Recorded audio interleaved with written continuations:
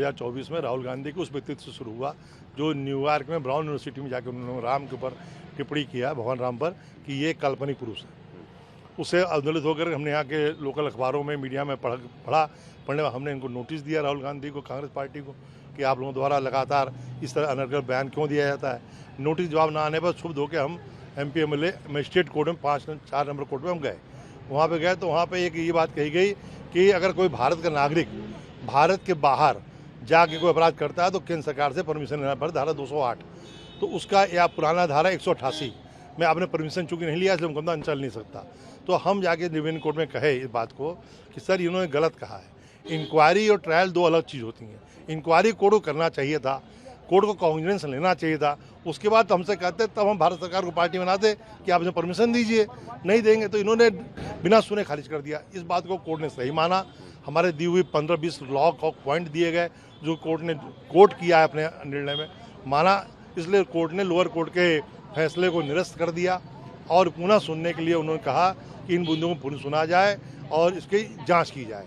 तो जांच के बाद अगर सत्य होता है तो माननीय राहुल गांधी जी जिन्होंने ये स्टेटमेंट दिया है उनके ऊपर BNS की जो धाराएं हैं, जो 5 साल सजा की धाराएं हैं, 163 इत्यादि जो धाराएं हैं, ये संगीन धाराएं, 5 साल सजा वाला है और 5 सजा होने पर सजता भी निरस्त की जा सकती है।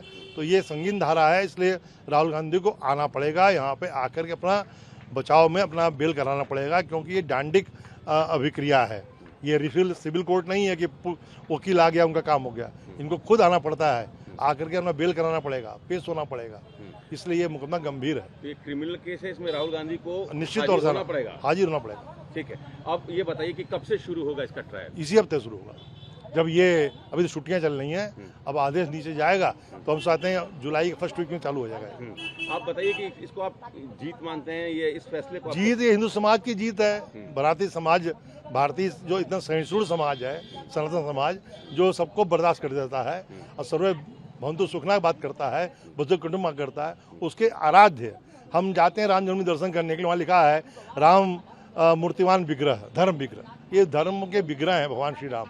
हम लोग सुबह से शाम तक भगवान के नाम पे ही सारा काम करते हैं। उनको काल्पनिक बता देना ये नई बात नहीं है। राम सेतु काल्पनिक बताना, राम जन्मभूमि काल्पनिक बताना, ये कांग्रेस के पैटर्न में बात आ गई थी। राहुल गांधी ने उसका मेरे काम फिर कह दिया। तो आज का हिंदू समाज अब जागृत समाज है, उसको उसे बर्दाश्त नहीं हो सकता कि आप हमारे प्रभु के बारे में ऐसा क्यों कहते हैं, इसलिए हुआ।